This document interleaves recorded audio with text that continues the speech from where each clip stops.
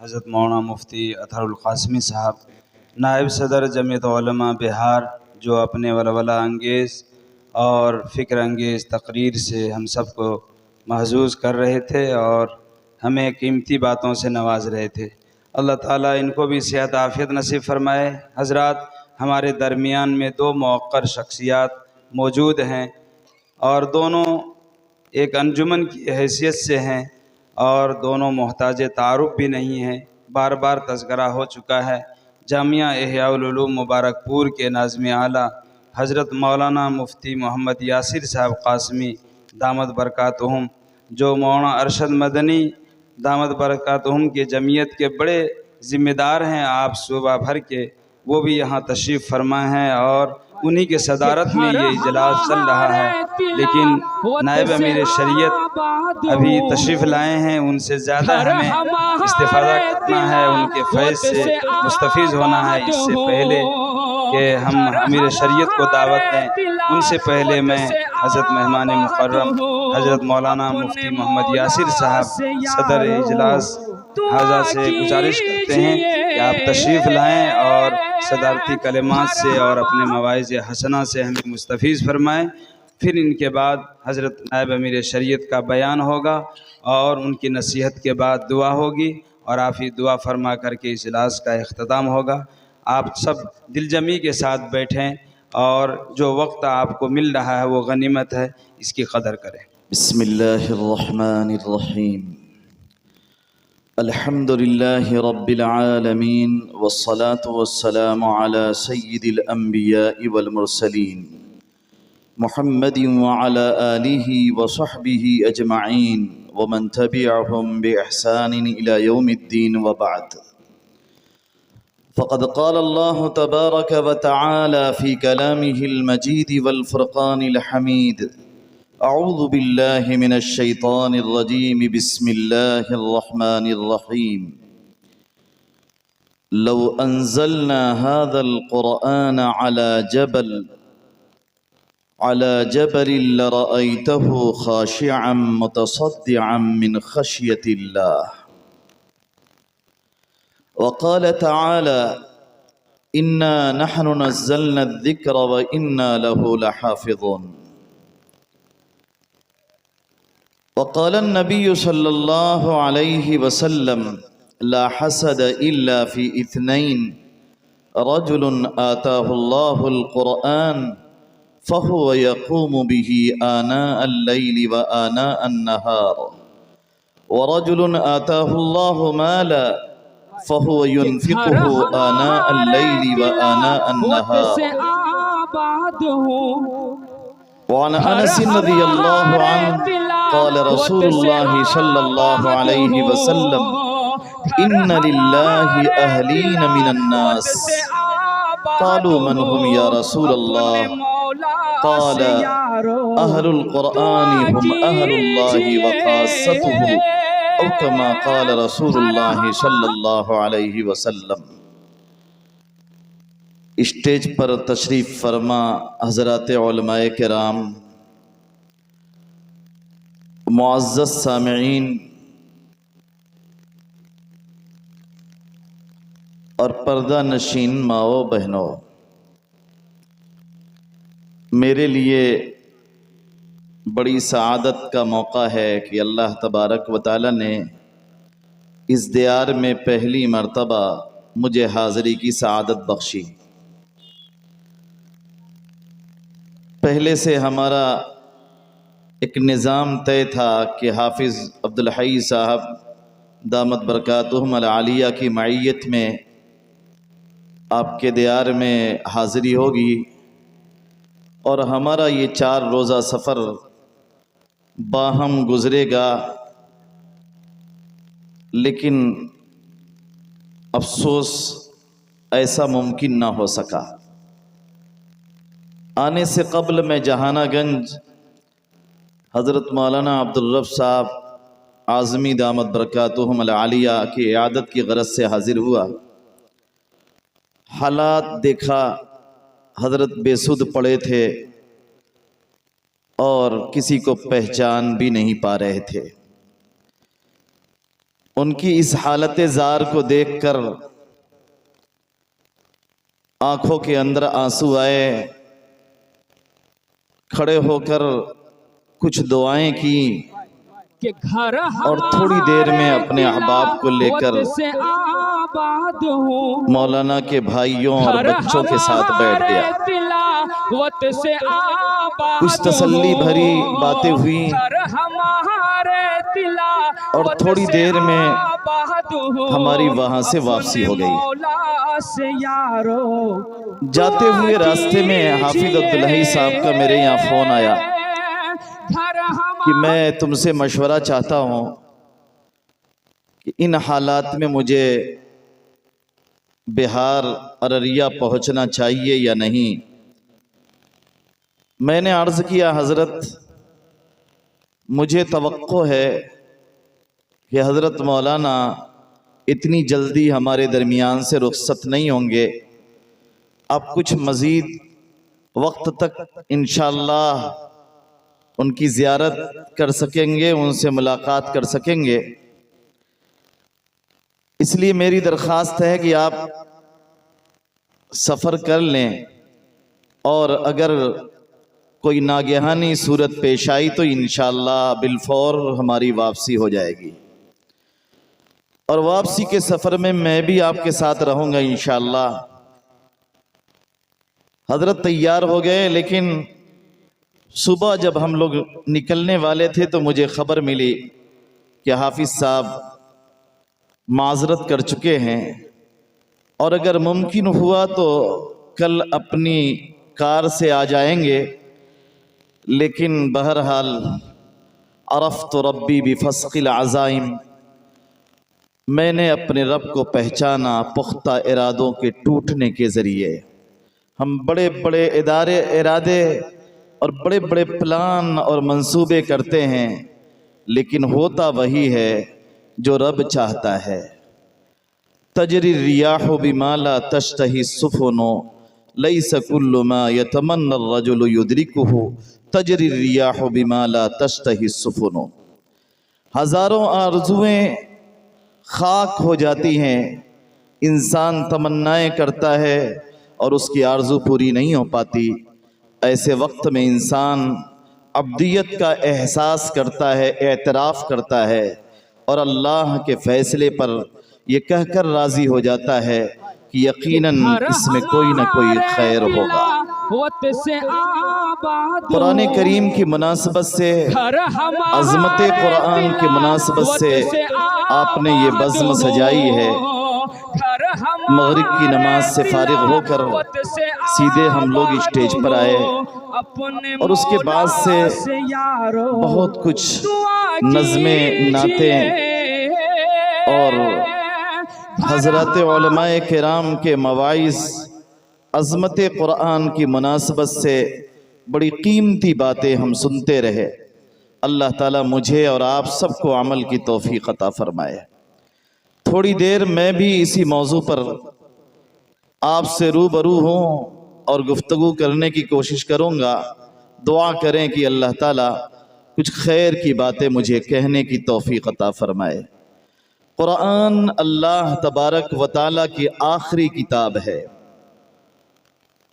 جو جبریل امین کے ذریعے جناب نبی کریم صلی اللہ علیہ وسلم پر 23 سال کے عرصے میں مختلف مراحل میں، کبھی سفر میں، کبھی حضر میں، چلتے پھرتے، اٹھتے بیٹھتے، مختلف احوال میں اللہ کے نبی صلی اللہ علیہ وسلم پر نازل ہوئی۔ پچھلی کتابوں میں اللہ تبارک و تعالیٰ کا یہ طریقہ تھا کہ ایک بارگی ہی پوری کتاب اتر جاتی، اور لوگوں کو لکھی لکھائی کتاب مل جاتی۔ جیسے تورات کے بارے میں اللہ تعالیٰ نے خود بیان کیا ہے، تورات ایک بارگی حضرت موسیٰ علیہ السلام کو عطا کی گئی، اور موسیٰ علیہ السلام کے واسطے سے قوم کو ملی۔ لیکن قرآن پاک کو اللہ تبارک و تعالیٰ نے 2 طریقے پر نازل فرمایا۔ ایک طریقہ تو یہ تھا کہ اللہ تعالیٰ نے پورا قرآن کریم ایک بارگی ہی نازل کر دیا، لوح محفوظ سے آسمان دنیا پر بیت العزت کے اندر اللہ تعالیٰ نے یہ پورا کلام مجید ایک بارگی نازل کر دیا۔ اسی کو اللہ تعالیٰ نے اپنی 2 آیتوں میں بڑی وضاحت کے ساتھ بیان کیا۔ اِنَّا أَنزَلْنَاهُ فِي لَيْلَةِ الْقَدْرِ، اِنَّا أَنزَلْنَاهُ فِي لَيْلَةٍ مُبَارَكَةٍ، ہم نے اس کتاب کو برکت والی رات میں نازل کیا۔ برکت والی رات سے مراد کیا ہے؟ اِنَّا أَنزَلْنَاهُ فِي لَيْلَةِ الْقَدْرِ، ہم نے قرآن کریم شب قدر میں نازل کیا۔ قرآن کریم کے نزول کا 2 طریقہ اپنایا گیا۔ ایک طریقہ تو یہ کہ ایک بارگی پورا قرآن کریم اللہ تبارک و تعالی نے اتارا، اس کو قرآن نے انزال سے تعبیر کیا ہے۔ اور دوسرا طریقہ یہ تھا کہ قرآن کریم تدریج کے ساتھ آہستہ آہستہ مختلف مراحل میں اترا، اس کو اللہ تبارک و تعالی نے تنزیل سے تعبیر فرمایا، تنزیل من حکیم حمید۔ اللہ تبارک و تعالیٰ کی طرف سے یہ کتاب مختلف مراحل میں نازل کی گئی۔ جناب نبی کریم صلی اللہ علیہ وسلم پر پہلی وحی اقرا کی صورت میں نازل ہوئی۔ اقرا بسم ربک الذی خلق، خلق الانسان من علق، اقرا وربک الاکرم الذی علم بالقلم، علم الانسان ما لم يعلم۔ نبی علیہ السلام پر آخری وحی وَاتَّقُوا يَوْمًا تُرْجَعُونَ فِيهِ إِلَى اللَّهِ کی صورت میں نازل ہوئی۔ پہلی وحی کے بعد ایک فترت کا دور ہے اور اس کے بعد دوسری وحی نازل ہوئی، یا ایھا المدثر قم فانذر وربک فکبر وثیابک فطہر۔ مختلف ادوار میں اللہ تبارک و تعالی نے قرآن پاک نازل کیا۔ نبی علیہ السلام ابتدائی مرحلے میں گھبرا سے گئے تھے، ڈر سے گئے تھے، لیکن اللہ تبارک و تعالی نے آپ کو سنبھالا دیا۔ بیوی خدیجہ الکبریٰ نے نبی علیہ السلام کو تسلی دی کہ اللہ آپ کو رسوا نہیں فرمائیں گے، اللہ آپ کو ہلاک نہیں فرمائیں گے۔ آپ اوصاف حمیدہ کے حامل ہیں۔ اس کے بعد جناب نبی کریم صلی اللہ علیہ وسلم پر فترت کا ایک دور رہا، وحی کا انتظار کر رہے ہیں، لیکن وحی نہیں اتر رہی، اور اتری تو یا ایھا المدثر کے ذریعے سے اتری۔ اور جناب نبی کریم صلی اللہ علیہ وسلم پر جب وحی اترتی تو ابتدائی مرحلے میں آپ چاہتے کہ جلدی جلدی اس قرآن کو پڑھ ڈالیں، وحی کے کلمات جو آپ پر اتر رہے ہیں اس کو اپنی زبان سے ادا کر لیں۔ اللہ تبارک و تعالی نے صاف فرما دیا، لا تحرک بہ لسانک لتعجل بہ، اے نبی جی آپ اپنی زبان کو حرکت نہ دیجئے، لا تحرک بہ لسانک لتعجل بہ، تاکہ آپ کو جلدی یاد ہو جائیں۔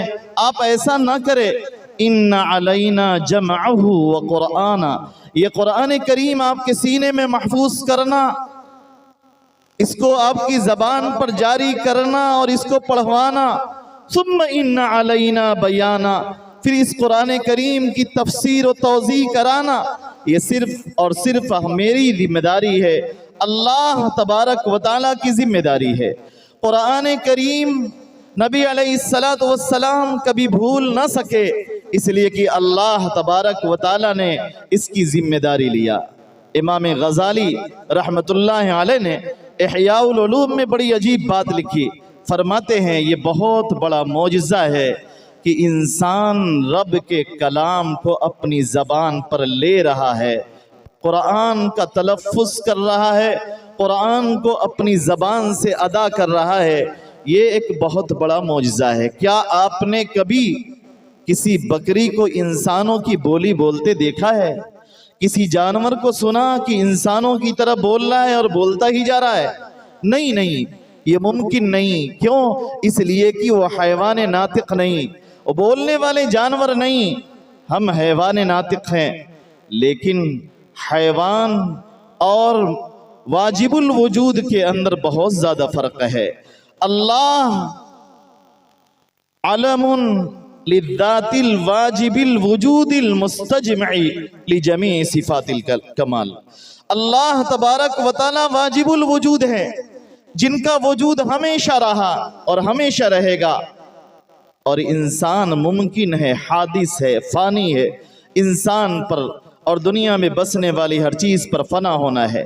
ایک ممکن الوجود انسان اللہ کی بولی بولے، اللہ کے کلمات کو اپنی زبان پر لائے، یہ اللہ تبارک و تعالیٰ کا دیا ہوا بہت بڑا عطیہ اور بہت بڑا انعام ہے، اور اپنی ذات میں یہ بہت بڑا معجزہ ہے۔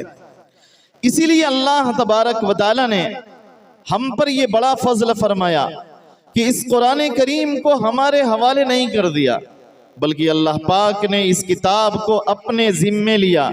اللہ نے فرمایا اِنَّا نَحْنُ نَزَّلْنَا الذِّكْرَ وَإِنَّا لَهُ لَحَافِظُونَ، ہم نے یہ قرآن نازل کیا اور ہم ہی اس کی حفاظت کرنے والے ہیں۔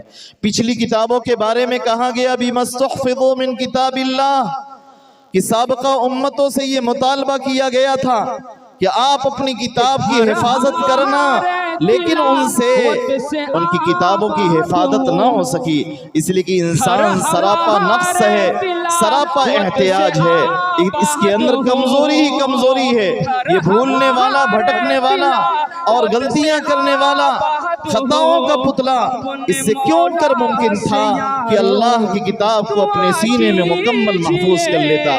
یہ اعزاز اللہ تبارک و تعالیٰ نے قرآن کریم کو عطا فرمایا کہ قرآن کریم کی حفاظت کا ذمہ اللہ تبارک و تعالیٰ نے خود لے لیا۔ ہمارے مدرسوں میں چھوٹے چھوٹے بچے جو ابھی صرف 6 سال کو پہنچے، سہل تستری رحمت اللہ علیہ 6 سال کی عمر میں حافظ قرآن بن گئے تھے، امام شافعی رحمت اللہ علیہ صرف 7 سال کی عمر میں حافظ قرآن بن گئے تھے، اور آج بھی ہمارے مدرسوں میں چھوٹے چھوٹے بچے ذرا سی عمر میں، کوئی 3 ماہ میں، کوئی 1 ماہ میں، کوئی 2 ماہ میں، کوئی 7 ماہ، کوئی 8 ماہ میں، اور کچھ بچے 2 سال 3 سال 4 سال میں حافظ قرآن بن جاتے ہیں۔ یہ اللہ تبارک و تعالیٰ کا انعام ہے، اور اللہ تبارک و تعالیٰ کی اسی حفاظت کا حصہ ہے جو اللہ تبارک و تعالیٰ نے خود اپنے ذمے لے رکھا ہے۔ امام قرطبی رحمت اللہ علیہ بڑے مشہور مفسر ہیں، اس آیت کریمہ کی ذیل میں ایک واقعہ نقل کرتے ہیں۔ مامون بغداد کا شہزادہ، اس کے یہاں ایک نظام تھا کہ مجلس علم اور مجلس مناظرہ قائم ہوتی، مختلف ادیان کے ماہرین ان کی مجلس میں حاضر ہوتے اور اپنے مذہب کی حقانیت کو بیان کرنے کی کوشش کرتے۔ اسی اثنا میں ایک یہودی حاضر ہوا، اس یہودی کی زبان بڑی صاف ستھری، مجوسی حاضر ہوتا ہے، اس کی زبان بڑی صاف ستھری، اس کے اخلاق عمدہ، لباس عمدہ، بات عمدہ۔ مامون بہت متاثر ہوتے ہیں۔ جب وہ مجلس سے جانے لگا تو مامون عرض کرتے ہیں کہ اگر تم اسلام قبول کر لیتے تو میں تجھے اپنے یہاں ایک خاص مقام عطا کرتا۔ وہ کہنے لگا میرے لیے میرے باپ دادے کا دین زیادہ پیارا ہے، اور اٹھ کر مجلس سے چلا گیا۔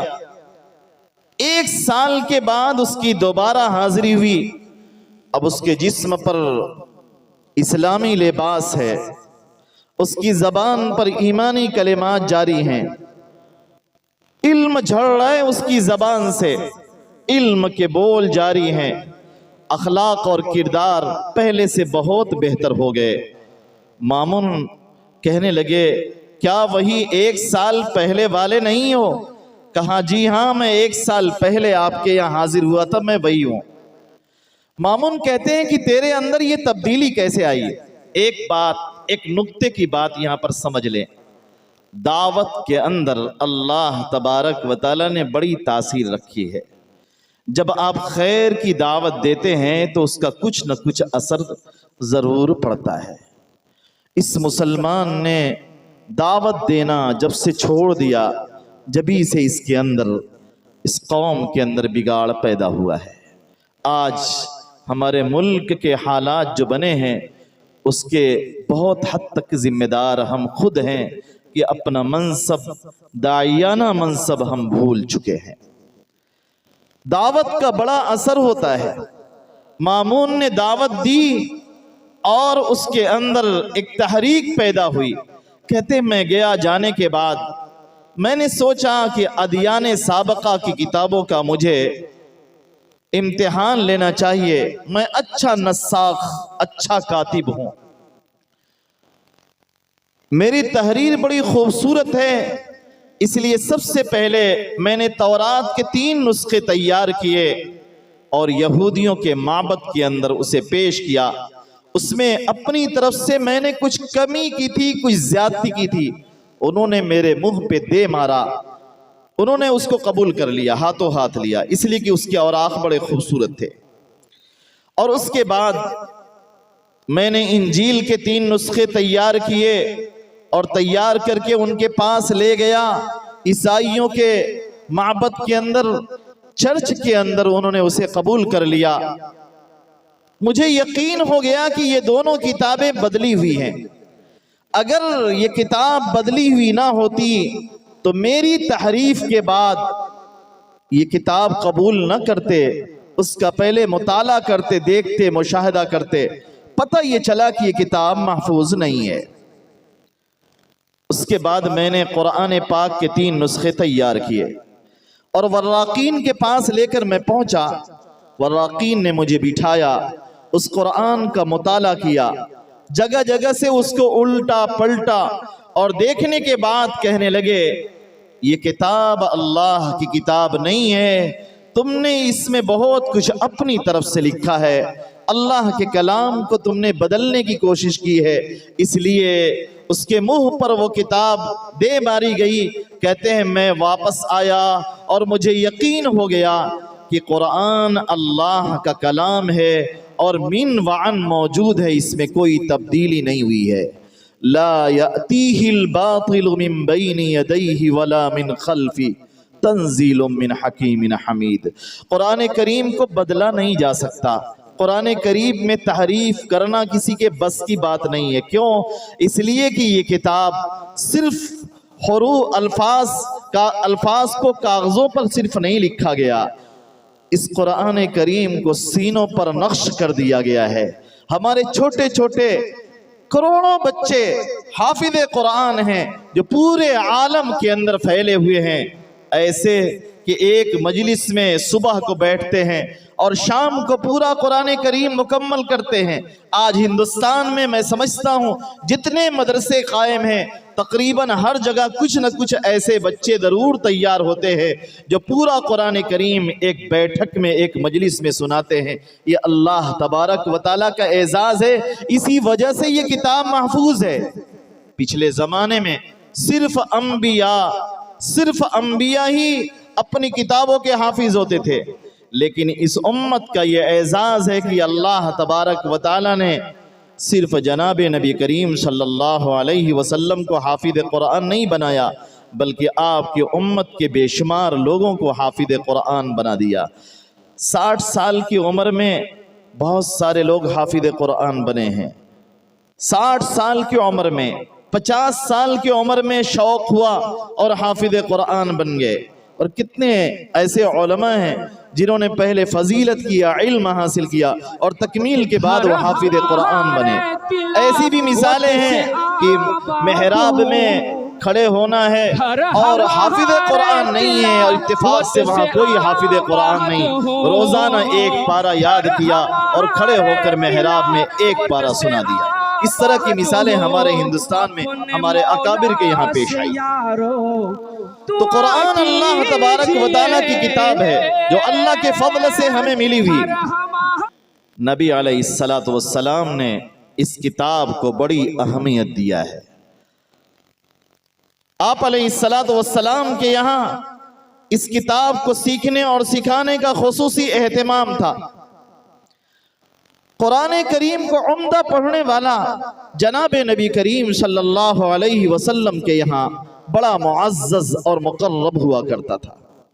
حضرت ابو موسیٰ اشعری رضی اللہ تعالی عنہ، جن کا نام عبداللہ بن قیس ہے، अबू मूसा इनकी कुन्नियत है, अशरी कबीले से इनका ताल्लुक है। जनाब नबी करीम सल्लल्लाहु अलैहि वसल्लम ने एक मौके पर इनसे फरमाया, या अब्दुल्लाह इब्न कैस इन्नका ऊतीत मिज़मारम मिन मज़ामीर आली दाऊद। ए अब्दुल्ला बिन कैस, अल्लाह तबारक व तआला ने तुझे लहने दाऊदी का एक हिस्सा अता फरमाया है। दाऊद अलैहिस्सलातु वस्सलाम खुशगुलो थे, उम्दा। दाऊद की तिलावत करते, ज़बूर की तिलावत करते तो परिंदे भी ठहर जाते, पहाड़ों से सदाए बाज गश्त आती और दरियाओं की रवानी ठहर जाती, जानवर रुक जाते थे। अल्लाह तबारक व तआला ने ये खुसूसियत दाऊद अलैहिस्सलातु वस्सलाम को अता फरमाई थी। हजरत अबू मूसा अशरी रज़ी अल्लाह अन्हु के बारे में जनाब नबी करीम सल्लल्लाहु अलैहि वसल्लम फरमा रहे हैं कि तुझे भी उसका एक हिस्सा अता किया गया है। अल्लाह के नबी सल्लल्लाहु अलैहि वसल्लम फरमा रहे हैं, दाऊद, ए अब्दुल्ला बिन कैस, रात की तन्हाइयों में मैं तुम्हारे खेमों से गुजरता हूँ तो तुम्हारी आवाज सुनकर मैं जान लेता हूँ, तुम्हारी आवाज सुनकर मैं जान लेता हूँ कि अशरी कबीले के लोग कुरान पढ़ रहे हैं। कुरान उम्दा पढ़ना ये अल्लाह तबारक व तआला को बहुत पसंद है। किसी नबी से अल्लाह तबारक व तआला किसी नबी पर उस कदर तवज्जो नहीं देते जितना जब वो कुरान पढ़ता है तो अल्लाह ताला उसकी तरफ कान लगा दिया करते हैं, जैसा कि हदीस का एक मफहूम यही है। जनाब नबी करीम सल्लल्लाहु अलैहि वसल्लम खुद उम्दा कुरान पढ़ने वाले सहाबा में वो सहाबा जो अच्छे कारी थे, नबी अलैहिस्सलातु वस्सलाम के यहाँ उनका खुसूसी एजाज़ था। अब्दुल्ला बिन मसूद रज़ी अल्लाह ताला अन्हु, जिनको हिब्रुल उम्मा कहा जाता है, उम्मत के बहुत बड़े आलिम हैं, अल्लाह के नबी सल्लल्लाहु अलैहि वसल्लम उनके बारे में फरमाते हैं, रज़ीतु लि उम्मती मा रज़िय बिही इब्नु उम्मे अब्द, मैं अपनी उम्मत के लिए उस चीज़ को पसंद करता हूँ जिसे इब्ने उम्मे अब्द पसंद करते हैं, यानी अब्दुल्लाह बिन मसूद रज़ियल्लाहु अन्हु। एक मर्तबा अल्लाह के नबी सल्लल्लाहु अलैहि वसल्लम ने उनसे फरमाया, ए इब्ने मसूद, तुम मुझे कुरान पढ़कर सुनाओ। कहने लगे, या रसूल अल्लाह, कुरान आप पर नाजिल हुआ, मैं आपको पढ़कर सुनाऊं? आपने फरमाया, मेरा जी चाहता है कि मैं तुझसे कुरान सुनूं। कहते हैं कि मैंने पढ़ना शुरू किया और जब मैं इस आयत करीमा पर पहुंचा, फ़कैफ़ इज़ा जिअना मिन कुल्ली उम्मतिन बिशहीद व जिअना बिका अला हाउलाई शहीदा, तो नबी अलैहिस्सलातु वस्सलाम ने फरमाया, बस करो। कहते मैंने जनाब नबी करीम सल्लल्लाहु अलैहि वसल्लम के चेहरे अनवर पर निगाह डाली तो देखा कि आप अलैहिस्सलातु वस्सलाम की आंखों से आंसू जारी हैं, आप रो रहे हैं। एक मौके पर आपने उबई बिन काब रज़ियल्लाहु ताला अन्हु से फरमाया कि ए इब्ने काब, अल्लाह ताला ने मुझे हुक्म दिया है कि मैं तुझे कुरान पढ़कर सुनाऊं। हजरत उबई बिन काब कहते हैं, अल्लाहु सम्मानी, क्या अल्लाह ताला ने मेरा नाम लेकर कहा है? फरमाया, हाँ, अल्लाह ताला ने तेरा नाम लेकर कहा है। आप ये कुरान करीम उम्दा पढ़ेंगे, आसमानों पर आपका नाम लिया जाएगा। उसैद बिन हुज़ैर रज़ियल्लाहु ताला अन्हु जलीलुल क़द्र सहाबी हैं, रात की तन्हाई में खड़े कुरान पढ़ रहे हैं, पास में उनका बेटा यहया लेटा हुआ है और घोड़ा बंधा हुआ है। जब जब कुरान पढ़ते हैं घोड़ा बिदकने लगता है, रुक जाते हैं, घोड़ा रुक जाता है। देर तक ऐसे ही सिलसिला रहा। उसके बाद कहते मुझे अंदेशा हुआ कहीं ये घोड़ा मेरे बच्चे को रौद न डाले। मैंने तिलावत मौकूफ की और जब बाहर निकला, आसमान की तरफ सर उठाया, एक साइबान की तरह कुछ जलते हुए चिराग से ऊपर जा रहे हैं। सुबह हुई, मैंने जनाब नबी करीम सल्लल्लाहु अलैहि वसल्लम से माजरा सुनाया तो अल्लाह के नबी सल्लल्लाहु अलैहि वसल्लम ने फरमाया, ये अल्लाह के फरिश्ते थे जो तेरा कुरान सुनने के लिए उतरे थे। जब हम कुरान पढ़ते हैं तो अल्लाह के नेक बंदे हमें सुनने के लिए उतरते हैं। एक सहाबी मुसाब बिन उमैर रज़ियल्लाहु अन्हु, उन्हीं के शागिर्द हैं उसैद बिन हुज़ैर रज़ियल्लाहु ताला अन्हु। मुसाब बिन उमैर रज़ियल्लाहु ताला अन्हु को अल्लाह के नबी सल्लल्लाहु अलैहि वसल्लम ने اپنا ترجمان بنا کر، قرآن کا معلم بنا کر، قرآن کا سفیر بنا کر پہلی مرتبہ مکہ سے مدینہ روانہ فرمایا تھا، اور انہی کی محنت سے قرآن کریم مدینہ کے گھر گھر میں پہنچ گیا تھا۔ یہ معلمین بڑے معزز ہیں، نبی علیہ السلام نے انہیں خصوصی اعزاز فرمایا ہے۔ غزوہ احد میں مجاہدین کا جھنڈا، مہاجرین کا جھنڈا جن کے ہاتھ میں تھا وہ صحابی ہیں مصعب بن عمیر رضی اللہ عنہ، اور صرف 39 سال کی عمر میں شہید ہو جاتے ہیں، دنیا سے چلے جاتے ہیں۔ تو میرے بھائی اور دوستو، قرآن بڑی عظیم کتاب ہے۔ اس کتاب کو جب ہم پڑھتے ہیں تو اللہ کے فرشتے اسے سننے کے لیے حاضر ہوتے ہیں۔ اللہ کے نبی صلی اللہ علیہ وسلم نے فرمایا، مجتمع قوم فی بیت من بیوت اللہ یتلون کتاب اللہ ویتدارسونہ بینہم الا نزلت علیہم السکینہ وغشیتہم الرحمہ وحفتہم الملائکہ وذکرہم اللہ فی من عندہ ومن ابطأ بہ عمل لم یسرع بہ نسب۔ فرماتے ہیں جناب نبی کریم صلی اللہ علیہ وسلم، جب کوئی قوم، جب کوئی جماعت کسی اللہ کے گھر میں اکٹھا ہوتی ہے قرآن پڑھنے پڑھانے کے لیے، قرآن سیکھنے سکھانے کے لیے، وہاں پر قرآن کا درس ہو رہا ہے، قرآن کا حفظ ہو رہا ہے، قرآن کی تلاوت کی جا رہی ہے، قرآن کو درست کیا جا رہا ہے، فرشتے اس مجلس کو گھیر لیا کرتے ہیں۔ نزلت علیہم السکینہ، ان پر مجلس والوں پر سکینہ نازل ہوتا ہے۔ وغشیتہم الرحمہ، رحمت خداوندی انہیں ڈھانک لیتی ہے۔ وحفتہم الملائکہ، فرشتے انہیں گھیر لیتے ہیں۔ اور اتنا ہی نہیں، وذکرہم اللہ فی من عندہ، اللہ تعالیٰ ان بندوں کا تذکرہ اپنی بارگاہ کے خاص بندوں کے اندر کرتے ہیں۔ یاد رکھے، دنیا کا حسب اور نسب اس کی ضرورت اس وقت پڑتی ہے جب آپ کے پاس علم نہیں ہے، علم دین نہیں ہے۔ جب آپ علم دین کے حامل بن گئے، قرآن کے حامل بن گئے، سنت کے حامل بن گئے، آپ کو بہت اونچا مقام مل گیا۔ اس علم پر بس اب ایک کام کرنا ہے کہ ہم عمل کر لیں۔ فرمایا وَمَنْ أَبْطَأَ بِهِ عَمَلُ لَمْ يُسْرِعْ بِهِ نَسَبُ، اگر کسی کے عمل نے اسے پیچھے ڈال دیا تو نسب کی بنیاد پر وہ آگے نہیں بڑھ سکتا۔ انسان کا عمل ہی اسے بام عروج تک پہنچاتا ہے، ثریا تک پہنچاتا ہے۔ آپ ترقی چاہتے ہیں، علم حاصل کریں، اس قرآن کی دولت کو سمیٹیں، اپنے سینوں میں سجائیں، اپنی نسلوں کو حافظ قرآن بنائیں، عالم دین بنائیں، اور اس قرآن کا مفسر بنائیں، مبلغ بنائیں، قرآن کا ترجمان بنا دیں، اپنے بچوں کو وقف کر دیں قرآن کی خدمت کے لیے، اللہ کے آپ مقرب بن جائیں گے۔ یہ قرآن بڑی عظیم کتاب ہے۔ ہمارے یہاں بحمداللہ، میں مبارک پور سے آیا ہوں، اور مبارک پور میرا وطن بھی ہے، اور احیاء علوم اور دارالعلوم دیوبند، مدرسہ ریاض العلوم برینی، ان تین اداروں میں نے پڑھا ہے۔ احیاء علوم کو اللہ تبارک و تعالی نے ایک خاص فضل عطا فرمایا، وہ میں آپ کے سامنے اس لیے بیان کر رہا ہوں کہ آپ اپنے یہاں بھی کوشش کریں گے، انشاءاللہ کریں گے۔ ہمارے یہاں مبارک پور میں مساجد کے لیے ائمہ اور مؤذنین مفت خدمات انجام دیتے ہیں تمام مساجد میں۔ ہمارے یہاں مساجد میں کسی کو تنخواہ دینے کی ضرورت نہیں پڑتی۔ اس کی وجہ یہ ہے کہ گھر گھر حافظ ہیں، گھر گھر قاری ہیں، اور گھر گھر عالم ہیں، علماء بہت ہیں، حفاظ بہت ہیں، اور قراء بے شمار ہیں۔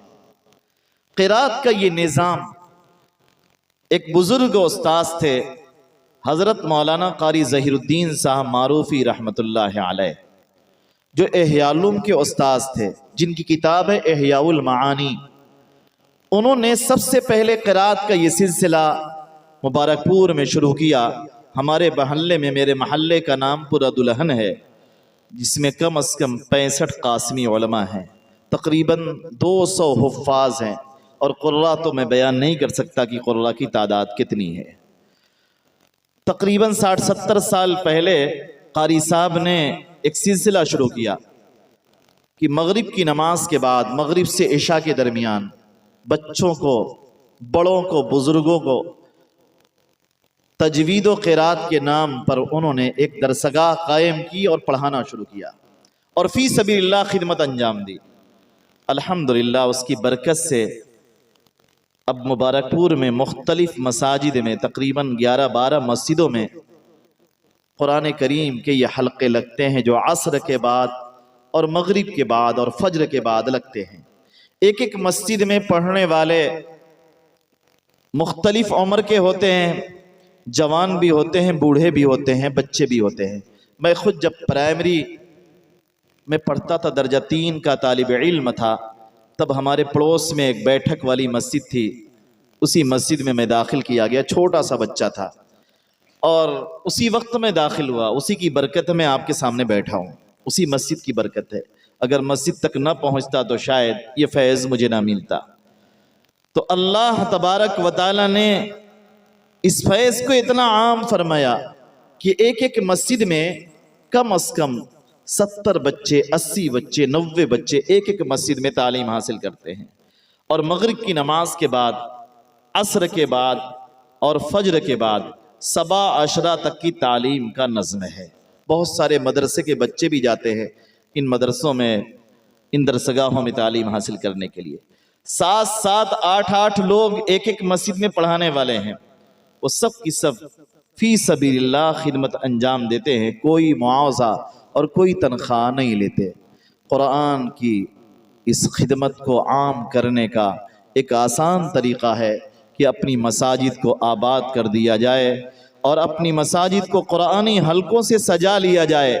ایک صحابی فرماتے ہیں، ابو الدرداء رضی اللہ تعالی عنہ، کہ میں نے جناب نبی کریم صلی اللہ علیہ وسلم سے سنا، خیرکم من تعلم القرآن وعلمہ، تم میں سب سے بہتر وہ ہے جو قرآن سیکھے اور سکھائے۔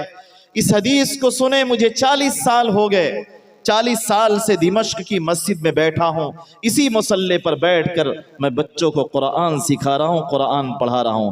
یہ بہت بڑی خدمت ہے، اللہ اگر قبول کر لے تو ہمارا بیڑا پار ہو جائے گا۔ جناب، میں بات سمیٹ رہا ہوں، ختم کر رہا ہوں۔ جناب نبی کریم صلی اللہ علیہ وسلم نے فرمایا، لا حسد الا فی اثنین، حسد نہیں کر سکتے مگر 2 آدمیوں سے۔ حسد تو کسی سے نہیں کر سکتے، حسد بہت بڑا گناہ ہے۔ حسد انسان کی نیکیوں کو کھا جاتا ہے۔ لا تحاسدوا، آپس میں ایک دوسرے سے جلو مت۔ کسی نعمت میں دیکھ کر انسان جلا کرتا ہے، کبھی مال دیکھ کر، کبھی بلڈنگ دیکھ کر اور کبھی جاہ و منصب دیکھ کر انسان حسد سے دوچار ہوتا ہے اور نقصان پہنچانے کی کوشش کرتا ہے۔ جناب نبی کریم صلی اللہ علیہ وسلم نے فرمایا، لا تحاسدوا، کسی سے حسد مت کرو۔ اس حدیث میں اللہ کے نبی صلی اللہ علیہ وسلم نے فرمایا، لا حسد الا فی اثنین، 2 جگہ ایسی ہیں، 2 لوگ ایسے ہیں ان سے حسد کیا جا سکتا ہے۔ علماء نے لکھا، حسد سے مراد زوال نعمت نہیں، حسد سے مراد رشک ہے، غبطہ ہے، تمنی نعمت ہے۔ یہ تمنا کرنا ہے کہ مجھے بھی یہ نعمت مل جائے، مجھے بھی یہ اعزاز مل جائے۔ وہ 2 آدمی کون ہیں؟ ایک وہ شخص جسے اللہ تعالیٰ نے قرآن کی دولت سے نوازا۔ حافظ قرآن تو بہت ہیں، قاری قرآن بہت ہے، لیکن رات کی تنہائیوں میں اٹھ کر قرآن پڑھنے والے کتنے ہیں؟ اصل اعزاز تو یہی ہے، اصل رتبہ اور مقام اسی وقت آپ کو ملے گا، اللہ کے یہاں تقرب اسی وقت ملے گا جب اس قرآن کو اپنا وظیفہ اور اپنا ورد بنا لیا جائے اور رات کی تنہائیوں میں اٹھ کر اور دن کے اجالوں میں ہر پل ہر گھڑی اس قرآن کریم کو اپنی زبان پہ رکھا جائے، ادا کیا جائے، یقیناً ہم اللہ تبارک و تعالیٰ کے مقرب بن جائیں گے۔ تو ایک اعزاز، ایک وہ شخص جو قابل رشک ہے، وہ جسے اللہ تعالیٰ نے دولت قرآن عطا فرمائی اور شب و روز اس کو پڑھنے میں وہ منہمک اور مشغول ہے۔ دوسرا شخص وہ رجل آتاہ اللہ مالا، ایک آدمی جسے اللہ تعالیٰ نے مال و زر دیا۔ مالدار تو بہت سارے ہوتے ہیں اور ان کے مال فنا بھی ہو جاتے ہیں، ختم ہو جاتے ہیں، لیکن کچھ مالدار قابل رشک ہوتے ہیں کہ اپنے مال اور سرمایے کو ان مدارس کے اندر، مساجد کے اندر، مکاتب پر، علماء پر، خیر کے کاموں پر لگاتے ہیں، خرچ کرتے ہیں۔ ایسے لوگ اللہ تبارک و تعالیٰ کے بڑے مقرب ہیں۔ بڑا آسان ہے، آپ مدرسے پہ آئیے، کہیے اپنے استاد سے، اپنے ناظم صاحب سے کہ ایک مدرس کی تنخواہ میرے ذمہ انشاءاللہ، میں ہر مہینے ایک مدرس کی تنخواہ اپنے ذمہ لیتا ہوں، میں ایک بچے کو حافظ قرآن بنانا چاہتا ہوں، سال میں کتنا خرچ آئے گا وہ پورا خرچ دینے کے لیے میں تیار ہوں۔ یہ بہترین طریقہ ہوتا ہے قرآن کریم کی خدمت کا اور اللہ تبارک و تعالیٰ کا مقرب بننے کا۔ اللہ تعالیٰ نے آپ کو مال و زر سے نوازا ہے، اس مال و زر کو خیر کے کاموں میں لگائیے، خرچ کیجئے۔ ایک دوسری حدیث میں نے آپ کے سامنے پڑھی ہے، اللہ کے نبی صلی اللہ علیہ وسلم نے ارشاد فرمایا کہ کچھ لوگ اللہ تعالیٰ کے گھر والے ہیں، جیسے جناب نبی کریم صلی اللہ علیہ وسلم نے فرمایا تھا سلمان منا اہل البیت، سلمان ہمارے گھر کے آدمی ہیں، سلمان فارسی میرے گھر کے آدمی ہیں۔ ایسے ہی اللہ کے نبی صلی اللہ علیہ وسلم نے فرمایا کچھ لوگ اللہ والے ہیں، اللہ کے گھر کے لوگ ہیں۔ صحابہ نے عرض کیا یا رسول اللہ یہ کون لوگ ہیں؟ فرمایا ہم اہل القرآن ہم اہل اللہ وخاصتہ، رواہ ابن ماجہ، کہ یہ قرآن والے اللہ والے ہیں اور اللہ تعالیٰ کے خصوصی لوگ ہیں۔ ہمارا یہ اعزاز ہے کہ ہم قرآن کے حامل بن جائیں، قرآن کے حامل بنیں گے، اللہ کے مقرب بن جائیں گے۔ بہت بڑی دولت ہے دولت قرآن، عظمت قرآن کا اللہ ہمیں حامل بنا دے، قرآن کی قدر کی توفیق عطا فرمائے۔ جو باتیں میں نے کہی ہیں اللہ تبارک و تعالی مجھے بھی ان باتوں پر عمل کی توفیق عطا فرمائے اور آپ حضرات کو بھی عمل کی توفیق عطا فرمائے۔ ہم بڑے شکر گزار ہیں کہ آپ علماء کو بڑی محبت سے سن رہے ہیں۔ اللہ تعالی محبت کے اس رشتے کو مرتے دم تک بلکہ مرنے کے بعد بھی قائم رکھیں۔ وآخر دعوانا ان الحمد للہ رب العالمین۔